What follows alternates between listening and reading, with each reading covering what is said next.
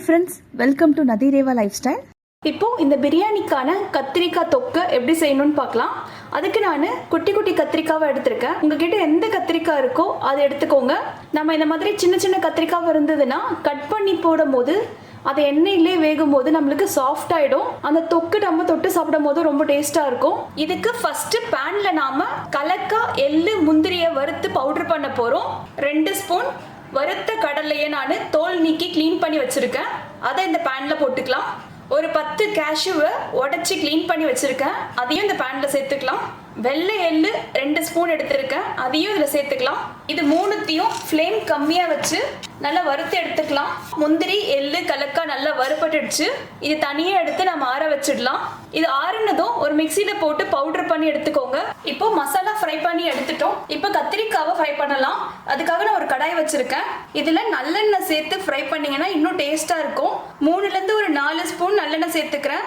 இதுக்கு எண்ணெய் அதிகமாக சேர்த்தீங்கன்னா தான் டேஸ்ட்டாக இருக்கும். கத்திரிக்காவை இந்த மாதிரி சின்ன சின்ன பீஸா கட் பண்ணி வச்சிருக்கேன். அதை இதில் ஆட் பண்ணி ஃப்ரை பண்ணலாம். இது எண்ணெயிலே நல்லா வதங்கி நல்லா சுருங்கி வரணும். அது வரைக்கும் நல்லா ஃப்ரை பண்ணிக்கோங்க. நல்லா வதங்கி வந்திருக்கு. இதிலே நமக்கு பாதி வெந்துட்டு இருக்கும். இப்போ நம்ம எடுத்துடலாம். பிளேட்ல டிரான்ஸ்ஃபர் பண்ணிக்கோங்க. நம்ம கத்திரிக்காய் வதக்கின அதே எண்ணெயிலே நாம 1/2 ஸ்பூன் சீரகம், 4 வெந்தயம் அதை இதில் ஆட் பண்ணிக்கலாம். நீங்க வெந்தயம் முழுசா சேர்க்கலனாலும் பரவாயில்ல. ரோஸ்ட் பண்ண வெந்தயம் பவுடரை நீங்க கடைசியா 1 ஸ்பூன் சேர்த்துக்கலாம். 1/2 ஸ்பூன் முழு மிளகு. இது நல்லா பொரிஞ்சு வருது. இப்போ நாம 2 வெங்காயத்தை ரஃபா சாப் பண்ணி கொரன்னு அரைச்சு வச்சிருக்கேன். அதை இதுல சேர்த்துக்கலாம். இதுலயே நாம 2 பச்சை மிளகாய், கொஞ்சமா கருவேப்பிலை அதை இதுல சேர்த்துக்கலாம். 1/2 ஸ்பூன் இஞ்சி பூண்டு பேஸ்ட்டும் சேர்த்துக்கலாம். இது எல்லாத்தையும் இப்போ நல்லா வதக்கிக்கோங்க. பச்சை வாசனை போற வரைக்கும் நல்லா வதக்கிக்கலாம். இப்போ வெங்காயம், இஞ்சி பூண்டு பேஸ்டோட பச்சை வாசனை போயிடுச்சு. குட்டியா ஒரு தக்காளி எடுத்து அதையும் மிக்சியில கொரன்னு அரைச்சு எடுத்திருக்கேன். அதை இதில் சேர்த்துக்கலாம். இதுக்கு தேவையான அளவு உப்பு. இது எல்லாத்தையும் நல்லா சுருண்டு வர அளவுக்கு நல்லா வதக்கிக்கலாம். இதிலே 1/2 டீஸ்பூன் மஞ்சத்தூள், 1 ஸ்பூன் காஷ்மீரி மிளகாய் தூள்.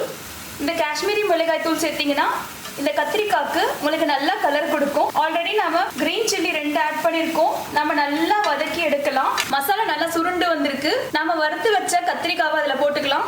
இதுலயே நாம ஒரு சின்ன துண்டு வெல்லத்தை சேர்த்துக்கலாம். அது வந்து டேஸ்ட் இன்னும் தூக்கி கொடுக்கும். நமக்கு கொஞ்சமா புளி கரைச்சு தண்ணி எடுத்திருக்கேன். அதையும் இதுல ஊத்திக்கலாம். இதுலயே நாம ஒரே ஒரு கேப் மட்டும் ஒயிட் வினிகரை சேர்த்துக்கலாம்.